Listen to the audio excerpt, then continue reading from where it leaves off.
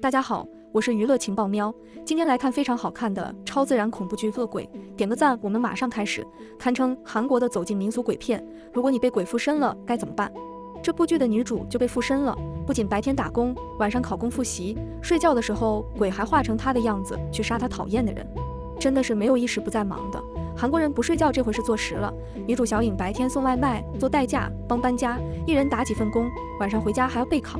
与妈妈相依为命，是家里的顶梁柱，但勤勤恳恳的工作比不上妈妈被电话诈骗，好不容易赚来的血汗钱被骗子卷走。就在这时，母亲却告诉了她一个秘密，原来父亲当年并没有死，直到最近才自杀身亡，所以希望他们能去祭拜一下。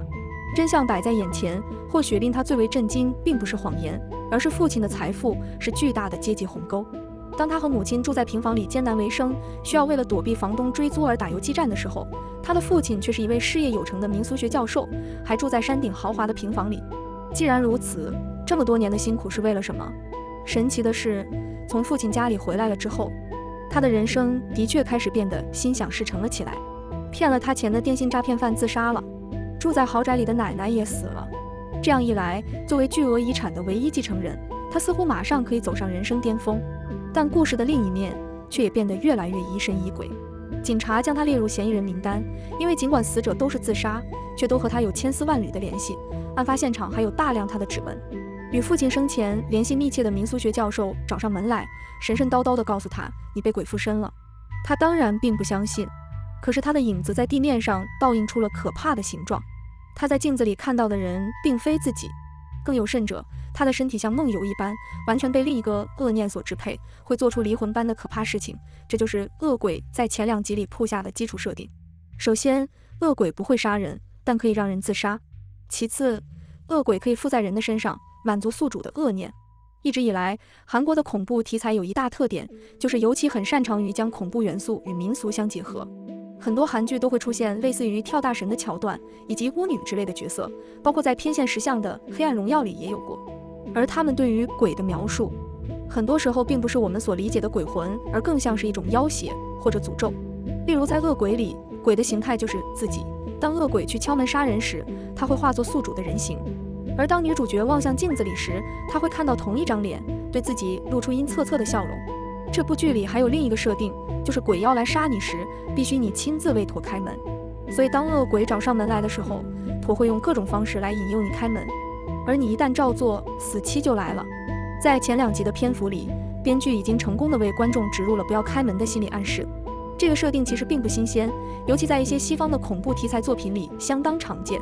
比如吸血鬼就不能主动踏进陌生人的大门，必须得到主人的认可。去年的一部惊悚美剧《梦魇绝症》也用到了这个设定，鬼会在夜晚徘徊于你的家门外，变成失去亲人的样子，诱惑你开门。只是你一旦为他们打开门，你的家就会变成鲜血淋漓的屠宰场，而你则是被献祭的猎物。这两者的区别或许就在于，西方的作品里更着重表现鬼是如何用语言、用形象去蛊惑人的过程，更强调鬼的欺骗性；而在恶鬼里，死亡的来临被具象为了一种声音，它往往伴随着急促的敲门声。死者并不知道开门这个动作就是自己的催命符，所以总会一脸懵懂无知地过去开门。咚咚咚，当整个屏幕都安静下来的那一刻，死亡也随之而来。很多时候，一部恐怖题材的作品往往有着更为朴素和绝对的道德观，主角要么是一个坏人，观众看着他做错事被审判，一步步踏入深渊，要么是一个好人，于是他看着周围的人一个个死去，只有他还凭借着道德的纯洁无瑕而拥有主角光环，免死金牌。恶鬼两者皆非。乍一看，女主的却是代表善的一方，当恶鬼以她的名义来杀人时，她会感到罪恶、愧疚和不安。但另一方面，她心中的恶念的确是存在的。恶鬼之所以会帮她杀人，是因为他的确恨着对方，或许哪怕只有1秒钟，他脑中闪过一个念头，如果那个人死了就好了。这个念头被附身的恶鬼抓住，无限放大，最终完成了一次杀戮。因此，截止到目前，女主角的立场仍然是混沌中立的。她被恶鬼所附身，也被恶意所勾引和滋养。那么接下来的她会变成什么样呢？理论上，有恶鬼附在你身上，帮你报仇杀人，帮你走上人生巅峰，这简直是个爽剧设定，对吧？直到编剧狡猾而不动声色地抛出了另一个设定，被恶鬼附身的人最后也会自杀身亡。男主角正是因此而失去了母亲，而女主的父亲其实也是上一次被恶鬼附身之人。看似功成名就的民俗学教授，最后还是毫无征兆地用一根绳索结束了自己的生命。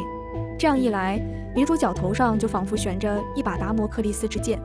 或许她短暂地享受过身为宿主的便利，但终有一日还是会被恶鬼所反噬。因此，也只有保持清醒，不被恶鬼所蛊惑，最终才能活下去。这部剧里的金泰梨也是如此。此前，她曾经是25、21里的元气热血击剑少女，或者小杰里可爱又机敏的年轻小偷，但在这部剧里，她扑面而来的感觉是一种鬼气森森的阴郁感。如果大家对女主金泰梨感兴趣的话，就点个赞，点赞过500就更金泰梨的演艺生涯人物小传。她给人最大的印象是疲惫感、黑眼圈、没有光泽的头发、朴素而不施粉黛的外表。疲于奔命的打工人不会有时间打理自己的外形。与之相对应的，还有一种强烈的饥饿感，这种饥饿感也是贫穷所带来的。他总是直勾勾地望着镜头，毫不掩饰自己内心的渴望，想要吃饱，想要还清债务，想要过得更好。为什么明明已经这么辛苦，这么拼尽全力地活着，但有些人生来就在罗马，而他却注定只能在阴沟里打转？他愤怒不甘，却又无可奈何。恶鬼正是抓住了这样的裂缝，才得以趁虚而入，占据了他的内心。20年前和20年后，韩剧的女主都是穷人，但在20年前的偶像剧里，女主虽然贫穷，却拥有所有的美德，能够用无价的青春来弥补阶级鸿沟，实现人生跨越。而在20年后的剧集里，女主变得贫穷，野心勃勃，不择手段，唯有做尽脏事，才能得到本不属于自己的财富。角色的变化背后所隐喻着的是时代的巨变。